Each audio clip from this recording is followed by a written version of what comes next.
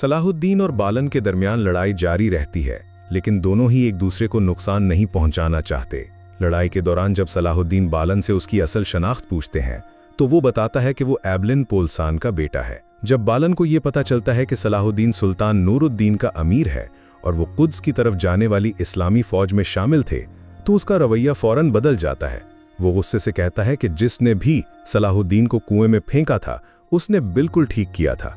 फिर वो दावा करता है कि कुद्स तो सलेबियों का ही रहेगा। दूसरी तरफ दरगाम ये समझ जाता है कि दोनों वक्त ज़ाया कर रहे हैं।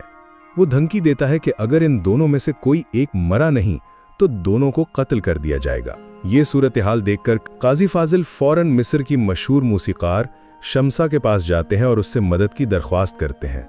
शम्सा चूंकि खुद भी दरगाम के खिलाफ है, इसलिए वो मदद का वादा कर लेती है। इधर सलाहुद्दीन और बालन एक दूसरे को गले से पकड़े होते हैं कि शम्सा दरगाम के सामने आती है और ऐलान करती है कि वो उसके लिए गाने को तैयार है। दरगाम ये सुनते ही खुशी से झूम उठता है और फौरन लड़ाई रुकवा देता है। शम्सा, जिसने ये कसम खाई थी कि जब तक दरगाम उसे आज़ाद नहीं करता वो गाना नहीं गाएगी, अब अपनी सुरीली आवाज़ में गाना शुरू कर देती है। लड़ाई के बाद गुलामों को सराय ले जाया जा रहा होता है कि अचानक अलीसा के आदमियों का कुछ सामान ज़मीन पर गिर जाता है। सलाहुद्दीन की नज़र फौरन उस पर पड़ती है, लेकिन सिपाही जल्दी से चीज़ें उठा लेते हैं। आखिरकार गुलामों को सराय पहुंचा दिया जाता है, जहां काजी फाजिल सलाहुद्दीन से मुलाकात के लिए आते हैं। काजी फाजिल अलीसा के सामने दो और ताकतवर गुलाम पेश करते हैं। इन दोनों को देखकर सलाहुद्दीन हैरान रह जाते हैं। वो और कोई नहीं बल्कि करातेगिन और यारुकी होते हैं, जो गुलामों का भेस बदलकर सलाहुद्दीन के साथ रहेंगे और आइंदा की मंसूबाबंदी में मदद करेंगे। अपनी काबिलियत साबित करने के लिए करातेगिन और यारुकी आपस में लड़ना शुरू कर देते हैं। उधर मौके का फायदा उठाते हुए बालन अपनी तलवार उठाकर वहां से फरार हो जाता है। अलीसा फौरन अपने आदमियों को उसके पीछे भेजता है, मगर वो बालन को तलाश करने में नाकाम रहते हैं। दूसरी तरफ काजी फाजिल शेरकू को एक खत लिखते हैं जिसमें वो बताते हैं कि सलाहुद्दीन मिल चुके हैं और अब वो मिस्र में ही रहेंगे ताकि अंदर से मदद फराहम कर सकें।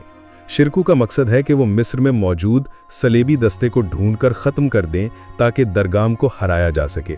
इधर सराय से फरार होने के बाद बालन दिमीर जाने के लिए एक जहाज़ वाले से बात करता है, लेकिन उसे पता चलता है कि मिस्र में जश्न की वजह से जहाज़ शाही मेहमानों के लिए मुकर्रर कर दिए गए हैं।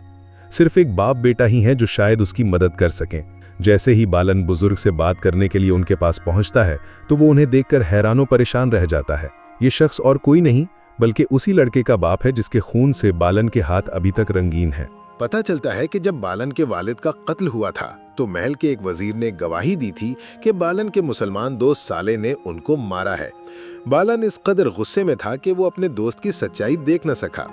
साले और उसके घर वाले गवाही देते रहे कि वो बेकसूर है, लेकिन बालन ने उसकी एक न सुनी और उसे खंजर मारकर कत्ल कर दिया और इस तरह उसने दुश्मनों के अज़ाइम को पूरा कर दिया था। बाद में जब उसे सच्चाई का इल्म हुआ तो बहुत देर हो चुकी थी। अब भी साले का चेहरा उसे रातों को सोने नहीं देता और अब वो आंखों में आंसू लिए उसके वालिद से माफ़ी की दरख्वास्त करता है। ये देखकर के बालन अपनी हरकत पर शर्मिंदा है। बुजुर्ग उसे माफ़ करने ही वाले होते हैं कि उनका बेटा बालन को खंजर मार देता है और इस तरह अपने भाई के कत्ल का बदला ले लेता है। दूसरी तरफ कारातीगन सलाहुद्दीन को इत्तला देता है कि काजी फाजिल के जासूसों के मुताबिक सलीबी सिपाही मिस्री फौजियों का लिबास पहनकर हमला करेंगे। ये सुनते ही सलाहुद्दीन समझ जाते हैं कि सलीबी दरिया के किनारे से आएंगे, क्योंकि उन्होंने पहले अलीसा के सिपाहियों को कश्तियों में मिस्री लिबास रखते देखा था। जब शेरकू को ये खबर मिलती है तो वो फौरन अपने सिपाहियों को दरिया के किनारे तैनात कर देता है। दूसरी तरफ अरफा, इतीसीज और बुज़ोग भी मिस्र की तरफ रवाना हो जाते हैं ताकि अपने दोस्त और अमीर की जंग में मदद कर सकें। उधर काजी फाजिल शम्सा को हिदायत देते हैं कि अगले दिन लड़ाई के दौरान किसी बहाने से वो उठकर बिराज के करीब जा खड़ी हो और इशारा मिलते ही बिराज को खोल दे। अगले दिन जैसे ही सूरज निकलता है, सलाहुद्दीन दूसरे गुलामों को हिम्मत दिलाते हैं कि अगर वो एक हो जाएं तो गुलामी से निजात पा सकते हैं। सलाहुद्दीन की बहादुरी और वलवला अंगीज बातें सुनकर सब गुलाम उनका साथ देने को तैयार हो जाते हैं। जैसे ही वो सब मैदान में आते हैं, सलाहुद्दीन की नज़र माइल्स पर पड़ती है जो दरगाम के साथ खड़ा होता है। सलाहुद्दीन को देखकर माइल्स हैरान रह जाता है। उसे यकीन ही नहीं आता कि वो अब भी जिंदा है। जैसे ही वो दरगाम को बताता है, सलाहुद्दीन गुलामों को इशारा करते हैं और सब एक साथ मैदान छोड़कर दरगाम के सिपाहियों पर हमला कर देते हैं।